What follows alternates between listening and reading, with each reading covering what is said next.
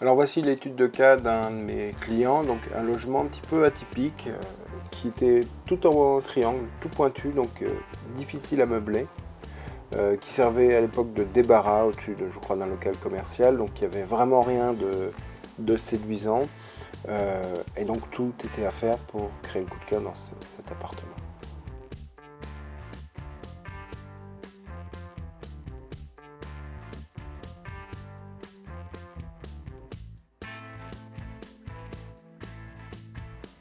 Donc dans ce logement-là, on a essayé d'exploiter au maximum.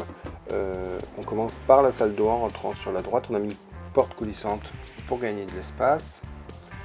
Donc une douche assez grande avec, vous voyez, une faïence bon marché et une faïence beaucoup plus chère qui est la petite mosaïque. Ici, au départ, on avait dessiné tout un mur. Quand on voit le prix que ça coûte au mètre carré, une frise va suffire pour créer ce côté un petit peu luxueux sans non plus dépenser trop. Une belle pomme de douche carrée qui diffuse bien et une porte en dur, plutôt une porte qui s'ouvre pivotante que coulissante. Ça vieillit beaucoup mieux au niveau des roulettes puisqu'il n'y en a pas. Et une porte en verre, bien sûr, pas un rideau parce qu'on a ce côté un petit peu luxueux. Donc sur la gauche, dans ce tout petit couloir, on va avoir le WC et vous voyez qu'on voit un petit rideau avec le ballon d'eau chaude et un petit rangement technique. Et là, bien, on arrive dans cette cuisine donc, qui était en pointe, bien sûr, difficile à meubler. Et on a fait le choix de faire juste un manche debout.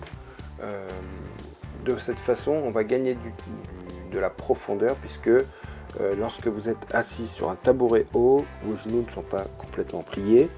Ce qui veut dire que vous n'allez pas toucher le mur, même si le plan de travail ne fait que 40 cm de profondeur.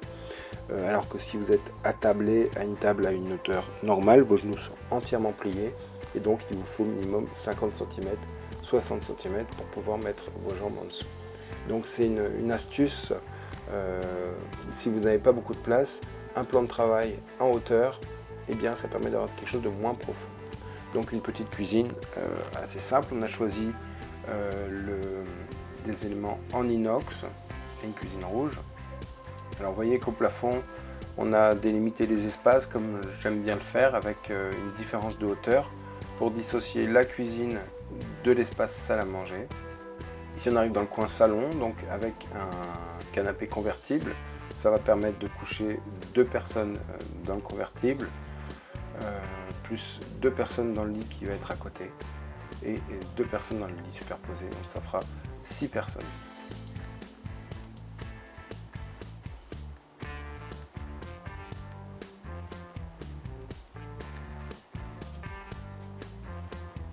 Une grande télé, un meuble de rangement Ikea qui fait un petit peu industriel. Donc là mon client n'a pas lésiné sur la taille de la télé, hein. C'est lâché. Ici le fameux poster, donc les photos que j'ai prises de la ville la nuit, ça permet de donner de la profondeur à l'espace et en même temps d'être dans le thème et dans la ville concernée. C'est pas quelque chose de choisi au hasard, qu'on va mettre en valeur par un éclairage qui lui est propre. Et puis cette petite pointe, donc il m'a donné l'idée de faire 2 petits lits superposés avec des rideaux pour théâtraliser un petit peu l'espace. Et au fond, vous pouvez voir 2 niches qui sont assez profondes, une à chaque hauteur de lit, avec des éclairages pour chaque niche.